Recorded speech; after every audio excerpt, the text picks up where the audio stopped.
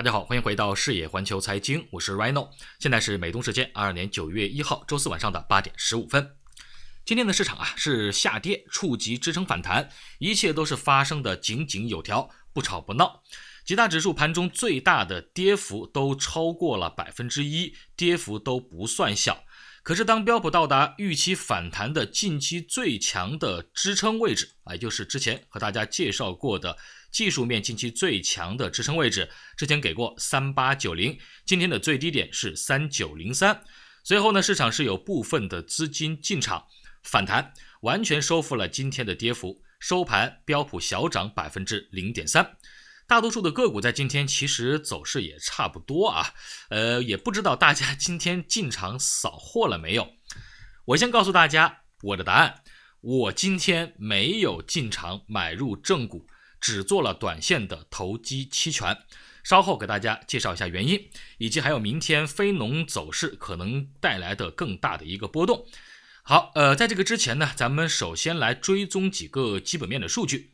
最近这个市场是连续的大跌，基金外流也非常的严重我这里指的是这个基金的赎回，不是指 ETF 的二级市场的这个买卖，因为二级市场的这个买卖是有进就有出，它也不存在什么资金流入和流出的问题。至于大家经常在券商里边看到的那个统计什么大单流入大单流出那个只是不同券商用来计算这个单量的一个方法，因为你卖1块钱的股票就会有1块钱的股票会进场所以这里是不存在资金流入流出的，和大家也正好普及一下，我这里讲的指的是基金的赎回。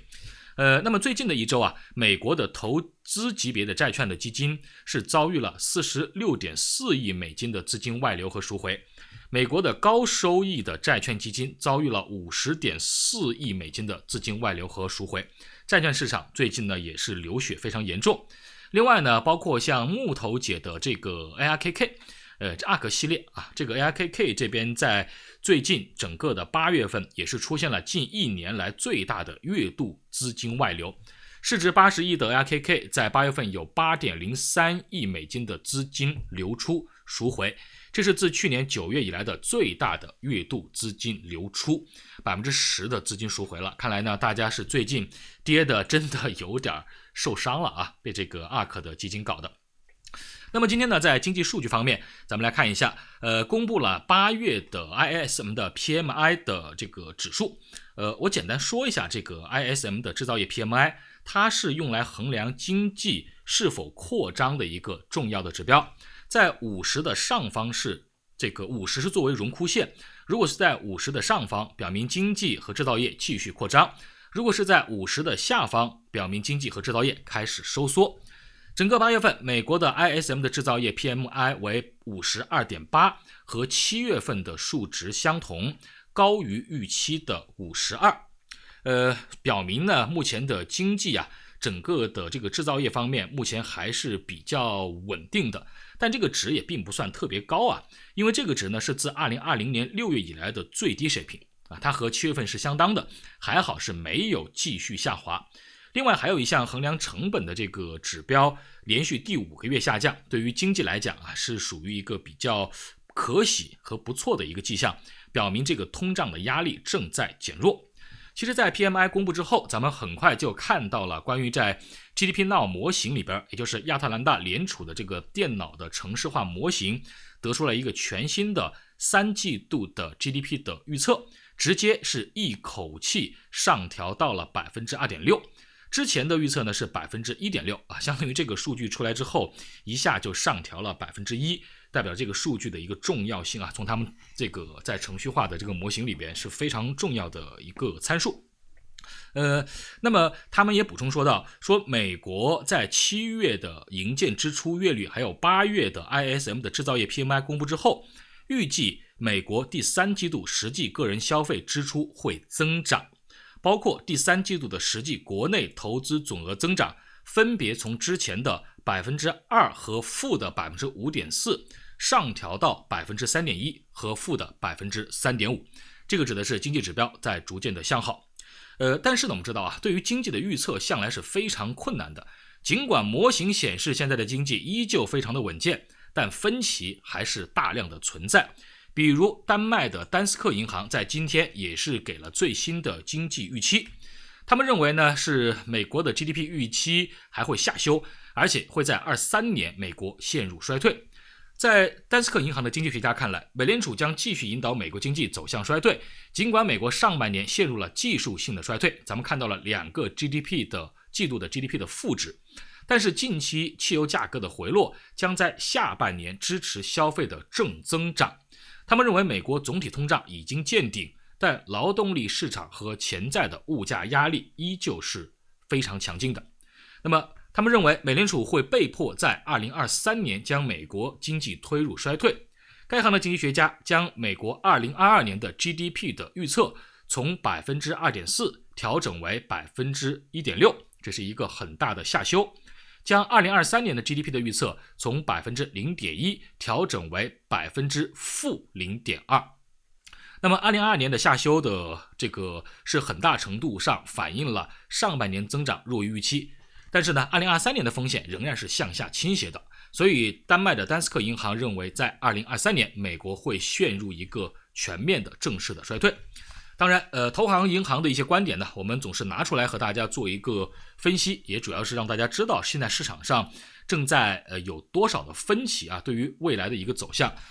所以呢大家也只是拿去做一个参考啊，希望大家吸收更多的一个数据啊，咱们信谁不信谁，如何相信，这个呢可能需要大家自己去做一些更多的一个功课啊。因为我个人来讲，对于股市的判断很多的核心其实一直在节目里和大家讲，最主要的还是来自于企业的盈利能力，就是不管经济增长环境如何，最终的落脚点一定是企业的盈利能力。赚钱的企业，那么它的股票合理的估值就得涨，就得往上攀升。不赚钱的，故事讲的再好的，那么它合理的就是有投机热度的时候投一投炒一炒，没有热度的时候那跌的是最惨的啊。好，咱们来看一下啊，今天这个讲完这个之后呢，还是和大家来讲一讲今天我对于行情的一个总体看法，以及为什么我在今天没有买入股票，只是做了一个短期的期权啊。首先呢，我要说的是今天的这个反弹呢，它是一个非常标准的技术面的反弹。整个的反弹的上涨呢，你也可以理解为是到了一个技术面的点位，推动了程序化的进场，然后呢程序化推动了今天的反弹。因为到这个位置以后呢，卖盘就相对少一点啊，买盘多一点，稍微有一些呢就把盘面给推上去了。但这个反弹能不能持久，其实我们说还要看很多的东西。总体上今天反弹给我的感觉啊，它是走的太过于四平八稳了，我不知道大家有没有这种感觉啊？感觉今天这个反弹呢是缺少点内容，整个的反弹的过程，还有这个点位啊，它都是太容易了。大家可以想象一下啊，如果今天是首先跌破这个支撑，之前咱们给过的3890的极限的回撤位置，甚至跌到3836以下，然后再干嘛呢？这些卖盘恐慌嘛，你止损嘛，比方说这个时候已经破位了，你要去卖，卖完之后然后再收回去，我觉得这种走势还行，这还有一点抄底吸筹的样子。但今天这种走法，说实话啊，成交量尽管有所放大，但是也没有说放大的太多，而且呢恐慌盘是也没有杀出来，不太像是下定决心要抄底博反弹，或者反弹持续性很强的一个样子，说明市场啊在这个位置还是比较小心的。我不知道大家今天有没有抄底啊？说说我今天的一个情况，我今天是没有买入任何的股票，为什么呢？因为今天啊，我之前和大家讲过我的一些预计的6只股票的加仓点位的问题。今天这些股票要么就是盘中跌得太少了啊，你如果不提前挂单，你是根本就来不及下手的，对吧？要么就是它刚刚只到我的这个区间的上限，你没有挂单，它到那以后稍瞬即逝，马上就涨上去了，你说怎么来得及下手呢？它跌的又不多，跌的又不深。今天这些股票里边可能跌的最深的、最多的、最像样子的就是英伟达，它是跌到了最低132块钱，进入到了我要在120块钱到142块钱的买入区间，加仓 5% 的区间。可是它的问题在哪里？为什么我也没有加仓？因为昨天的时候英伟达是出了一个利空消息，咱们在节目里边和大家已经讲过了，它会对它的业绩产生一个持续的影响。这个影响面未来的持续是多少我不知道啊，现在我还要看它的新的一些公告，但是对于整个3季度的前瞻来讲，说是有4亿美金的影响。那么这个位置首先基本面上可能要调整，第二个是今天的技术面走势，这是一个非常明显的很大的一个跳空，这个跳空所发生的位置是属于叫做突破式的缺口。突破式的缺口是什么意思？代表着破位走势，破位什么呢？破位上方的这一块的横盘的区域，这是一个非常明显的破位走势。如果你现在132块钱，打个比方135你就去买了，其实你能看的目标是哪里？无非就是缺口这个地方，就是往上现在反弹收盘，就是今天开盘价这个位置，它可想象的空间也就是那么5、6、7、8块钱，没有什么空间可以做啊。所以呢，基本面结合着技术面，尽管它到了位置，但我也没有去下手做它，那么就只能继续去等。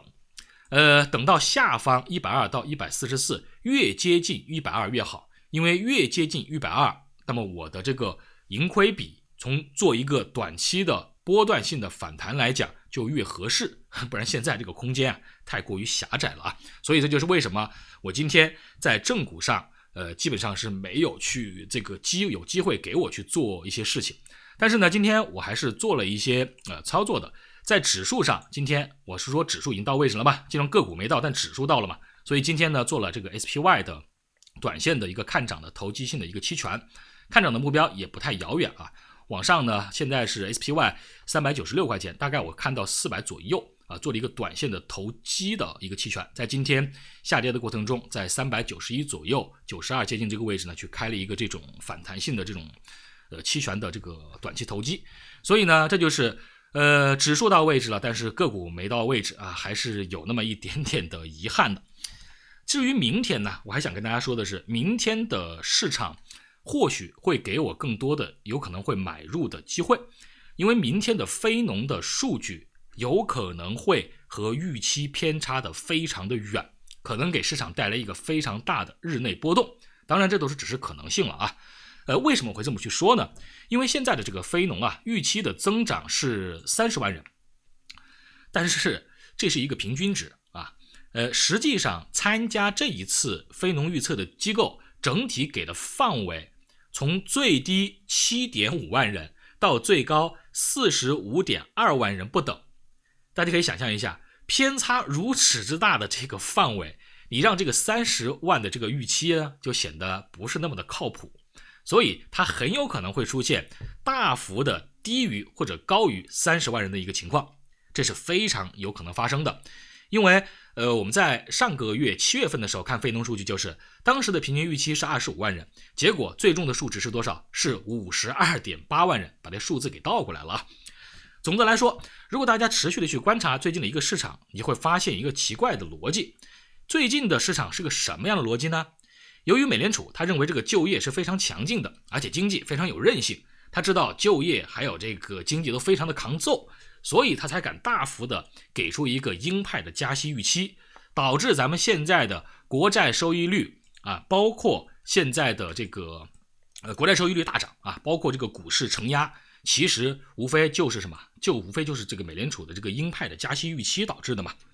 所以现在只要是好的经济数据，它就是给美联储加息撑腰的，它就是股市的坏消息，这就是最近的一个奇怪的逻辑。如果按照现在这个逻辑去理解刚才的非农，如果非农的数据大幅的低于预期，就业增长非常的疲软那就什么呢？那对咱们市场来讲当然是好消息了，市场短期的反弹那就理所当然。那么反过来说，如果明天的数据大幅的高于30万，就业增长非常的强劲，那么市场继续承压，那就是顺水推舟。它如果出来一个30万附近不太远的，那么就是相差不远，那个就是看打酱油看心情了吧。所以呢，如果我们结合着技术面去看一看现在的这个市场的一个走势跟大家还是来讲一讲。其实今天呢是已经到达了这个6月份低点3600向上反弹这一大段的上行结构回踩的极限的防守位置，如果守住了不跌破，一轮反弹指日可待上看什么地方？上看2个地方，第一个是4100点，第二个是4300点左右，这是目前能上看反弹的位置，大概就看这两个空间啊。如果守不住，那么跌破了现在的3890，或者给点这个余量3836，那就直接去下看前低3600这个位置了啊。这就是大概最近的一个短期走势的看法。更远期的暂时呢也看不到啊，因为毕竟太远期的东西跳着看，咱们没有办法预测未来啊，只能说现在有可能的几种走势。那么如果现在这种情况啊，之前有朋友在评论区也问我说，那么是不是跌到今天这个位置，那么我的这个仓位之前说要加到 50% 的就会去加上去。很显然今天已经到了这个位置了，当时我给他回复的时候说的也是，如果指数到这个点位，很有可能我的个股还没有跌到我要加仓的位置，但是如果跌到3600点，我预计加仓的个股应该把它整个的总仓位加到 50%， 问题就不算太大了。所以今天其实也验证了当时给那位朋友的一个说法，因为我觉得个股跌得太慢了个股跌得太少了，没有办法，所以还差了那么一丢丢那就继续等待吧。其实市场呢本身到了这个位置还是挺诱人的但是呢我们还是要客观去看待自己手里的个股的情况。如果你做的是指数，你说你做反弹其实问题不大，因为它到了位置了，你该做就做。如果你是做个股的，没有到达你的心理预期的位置，其实你还可以稍微的等一等。如果你说你不怕等你说你不想等，而且你仓位非常的低，可以适度的冒一下险，今天你买入其实也没什么问题也问题不大。但是要记住，这个反弹呢，刚才说的两个地方差不多吧，一个4100点附近，一个是上方的4300点附近，这两个地方是我们近期要看的。但反不反弹还是直接破位，都要看明天非农给出一个方向来，因为近期除了非农之后，再到了下个星期就是 CPI 了。如果近期反弹呢，那么是好事但是反弹如果有，大家也不要抱着那种大牛的想法不要认为市场是不是又要一蹴而就，又要跑到上面去干嘛了，不要想那么多，这个震荡市就这么来回摆的一个市场。好，这个呢就是咱们今天节目的全部内容，非常感谢大家的收看收听和点赞转发，那咱们就明天的同一时间再见。